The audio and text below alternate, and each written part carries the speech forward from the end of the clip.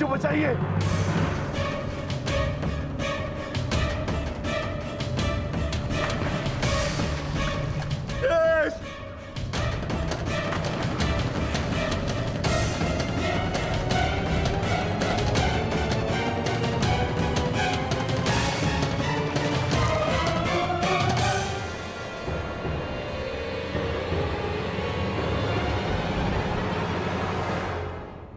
क्षमा करना भीम,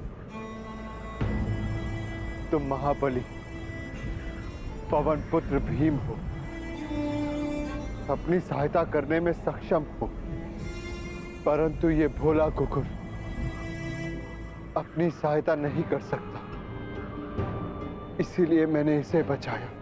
मैं समझ गया ज्येष्ठ, मेरा अंत आ गया है, परंतु इससे पूर्व मैं अपने अंत का कारण जानना चाहता हूं। ज्येष्ठ बताइए। क्रोध,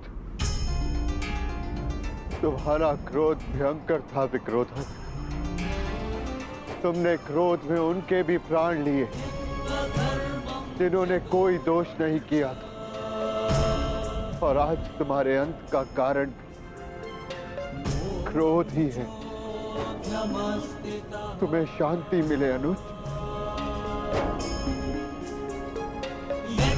धर्मं च लोभं च मोहं चोषमस्थितः युध्याधमानहङ्कारा यतो धर्मस्ततो जयः।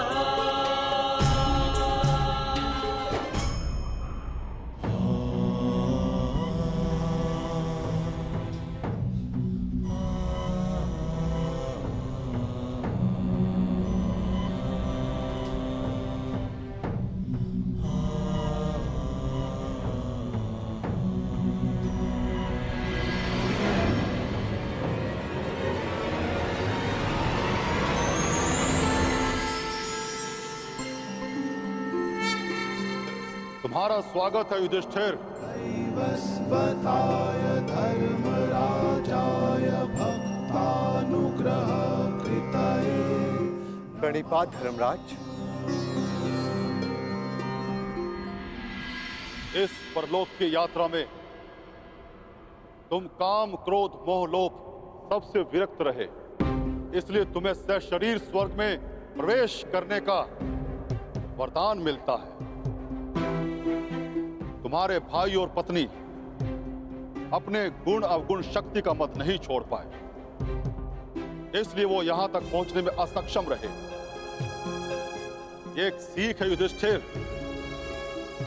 कि अपना परम स्थान पाने के लिए सब कुछ त्यागना पड़ता है। आओ भीतर चले आओ।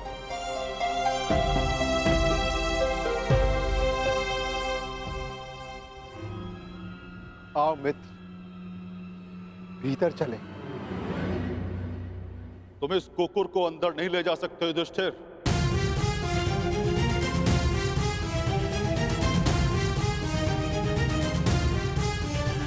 क्षमा कीजिएगा धर्मराज, परंतु जिन कठिनाइयों से जिस प्रकार मैंने इस यात्रा को पूर्ण किया है, उसी प्रकार इस कुकुर ने भी इस यात्रा को पूर्ण किया है। और हर यात्री को लक्ष्य तक पहुंचने का फल अवश्य मिलना चाहिए। मैं इस कुकुर को छोड़कर नहीं जाऊंगा। जो अंत तक साथ दे वही धर्म है, और इस नाते ये कुकुर मेरा धर्म है। मैं युधिष्ठिर अपने धर्म को त्याग कर स्वर्ग की कामना भी नहीं कर सकता धर्मराज। आप आज्ञा दें, मैं लौट जाऊंगा।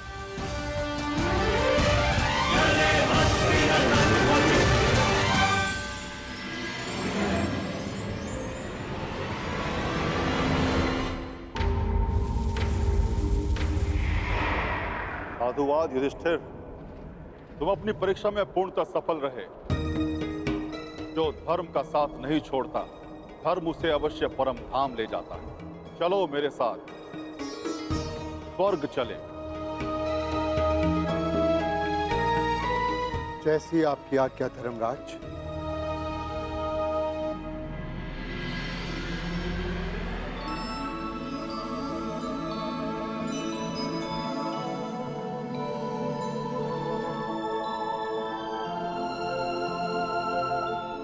आओ युधिष्ठिर आओ।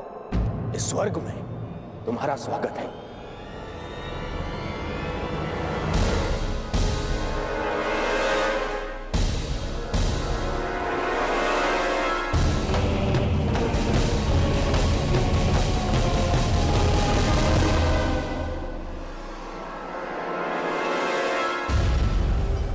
अंततः हम मिल ही गए।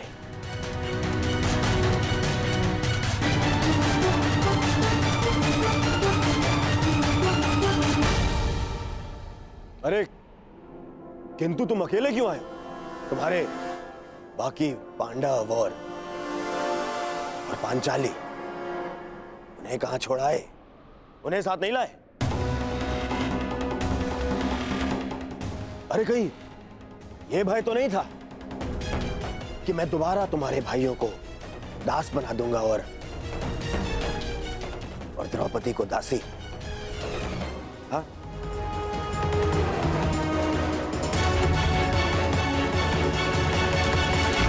ये सब यहाँ क्यों धर्मराज? ये यहां इसलिए क्योंकि इन्हें युद्ध में वीरगति प्राप्त हुई थी।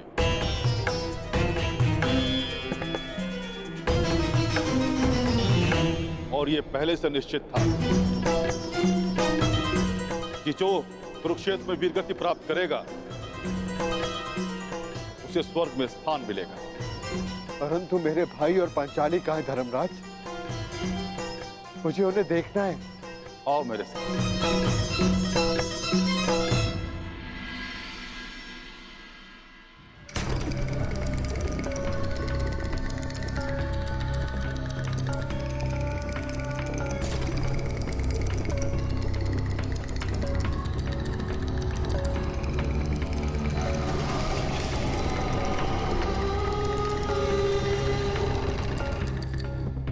ये सब क्या है धर्मराज?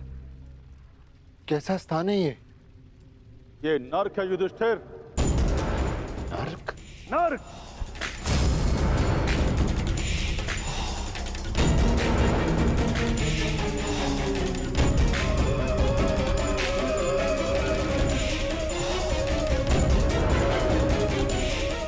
किंतु आप मुझे यहाँ क्यों लाए? चलिए। रुकिए सम्राट युधिष्ठिर! हमें छोड़कर मत जाइए। आपकी देह को छूकर जो वायु आ रही है उससे हमारा मन तृप्त हो रहा है। ये किनका स्वर है धर्मराज? उनका, जिन्हें अपने अपने कर्मों का दंड मिल रहा है।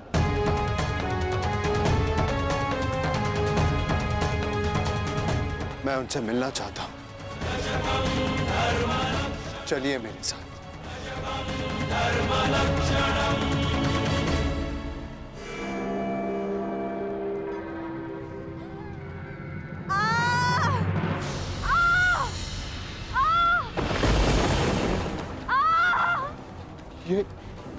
ये अन्याय है धर्मराज। पांचाली ने पाप नहीं किया था, उसके साथ पाप हुआ था। नहीं धर्मराज, तुम भूल रहे। पांचाली ने दुर्योधन का अपमान किया राजसूय यज्ञ में। अंधे का पुत्र अंधा। परंतु उसने दुर्योधन के साथ साथ धृतराष्ट्र का भी उपहास उड़ाया। हर क्षेत्र में निपुण होने के पश्चात भी और स्वयंवर में बुलाए जाने के पश्चात भी कर्ण को अस्वीकार कर दिया। ये शरसंधान नहीं होगा, क्योंकि मैं एक सूत पुत्र से विवाह नहीं करूंगी। ये वही दर्प की अग्नि है जो इसे जला रही है।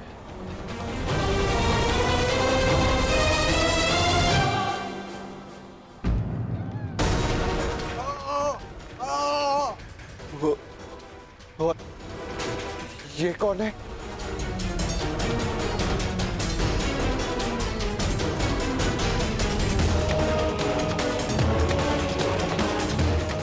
अपना बचपन स्मरण करो युधिष्ठिर, और स्मरण करो धनुर्विद्या के महारथी बालक का, जिसने अभ्यास में विघ्न डालने वाले श्वान का मुख बाणों से भर दिया था।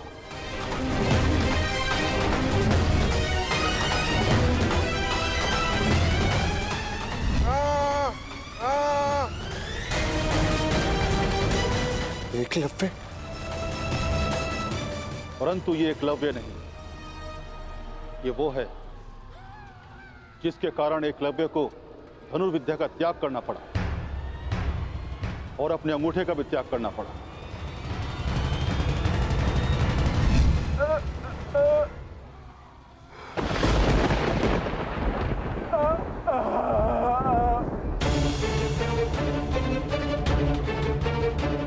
अर्जुन? अर्जुन की इसी लालसा के कारण एकलव्य को बहुत कुछ खोना पड़ा। वही पाप अर्जुन को इस परिस्थिति में ले आया है। तो फिर भीम का है धर्मराज? भीम उधर है।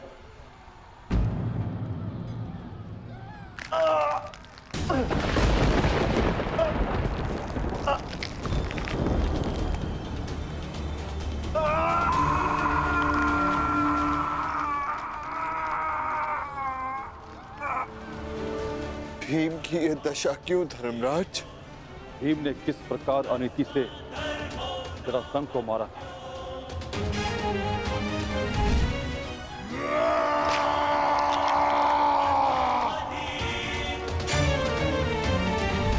और किस प्रकार दुर्योधन की जंगा तोड़ी थी।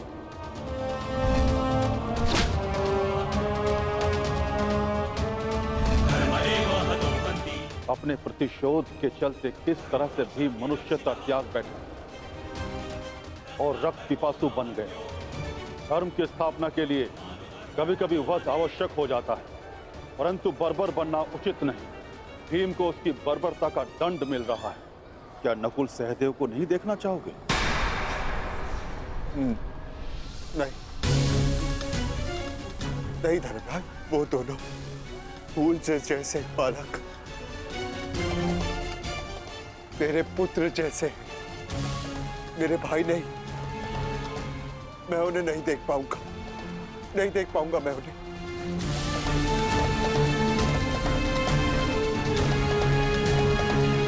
तो स्वर्ग चलें युधिष्ठिर?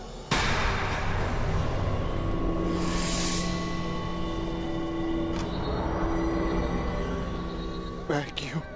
क्योंकि तुम अकेले अपने भ्राताओं में निष्पाप हो, इसलिए तुम्हें स्वर्ग में स्थान मिला।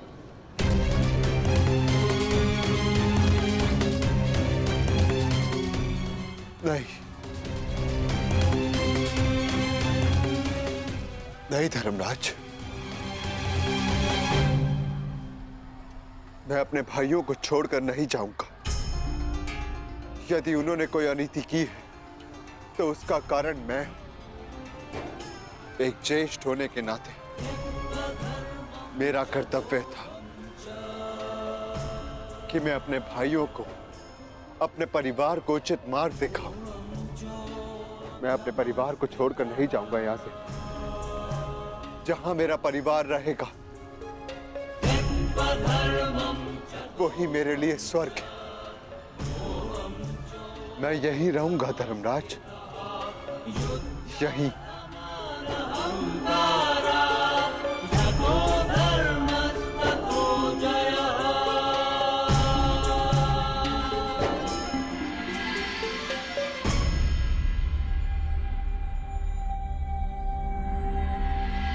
अद्भुत युधिष्ठिर, अद्भुत। तुम्हारे कर्मों में केवल एक पाप था धर्मराज युधिष्ठिर।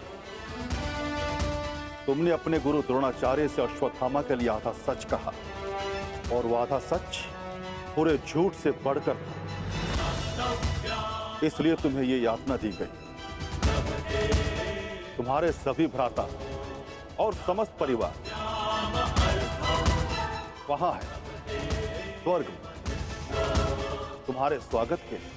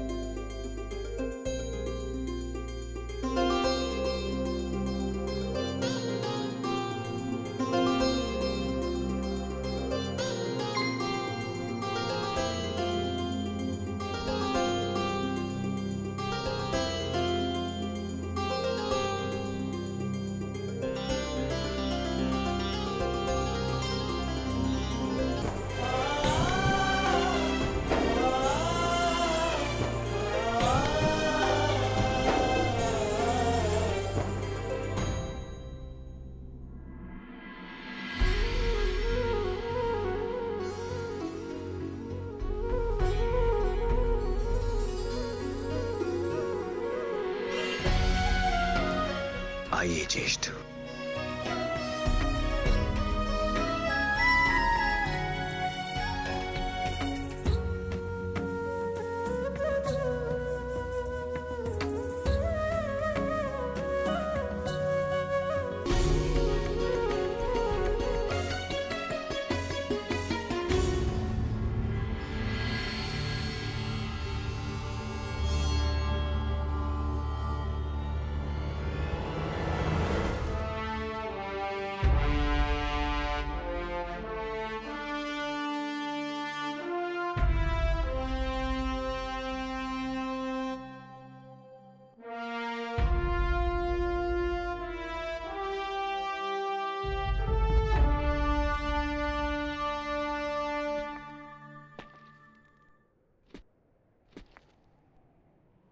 दिव्य दृष्टि से बाण शक्ति से जीते ये सारा रण।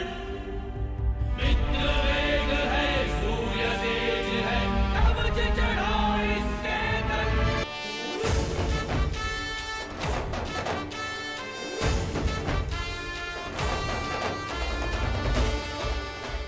ज्येष्ठ,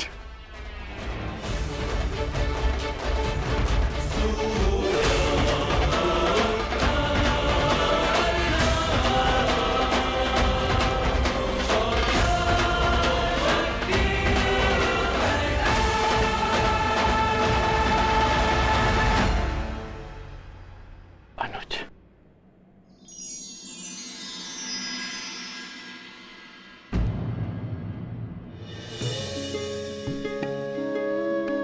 माधव,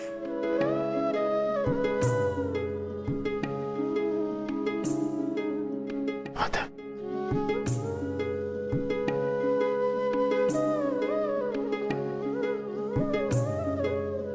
हाँ धर्मराज, और देखो आज सारे 106 भाई एक साथ स्वर्ग में हैं, और यदि धरती पर ये सारे 106 भाई एक साथ होते तो धरती को स्वर्ग बना देते। युद्ध सदैव अंतिम प्रयास होता है, प्रथम प्रयास सदैव प्रेम होता है। प्रेम से संब्रह्म जन्म लेता है और संब्रह्म से आदर, आदर से करुणा, और जब मनुष्य में करुणा होती है तो वो एक दूसरे की आवश्यकताएं समझता है, उसकी पीड़ा समझता है, उसके निर्णयों का सम्मान करता है। और जहां एक दूसरे के लिए सम्मान हो, वहां युद्ध के लिए कोई स्थान नहीं होता।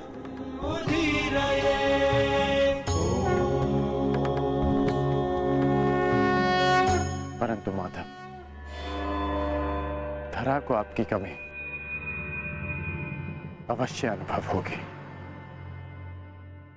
मैं दूर कहां हूं, मैं तो कण कण में हूं, तृण तृण में हूं। मैं हर मनुष्य के भीतर हूं। जहां मेरी सोच है मैं वहां हूं। यदा यदा धर्मस्य ग्लानिर्भवति भारत तदात्मानं सृजाम्यहम्। जब जब आवश्यकता होगी मैं तब तब आऊंगा, और आशा करूंगा कि इस बार मैं युद्ध में नहीं, परिवर्तन की यात्रा का सारथी बनूं, उसका सारथी बनूं जिसके मन में विजय नहीं, परिवर्तन का भाव हो।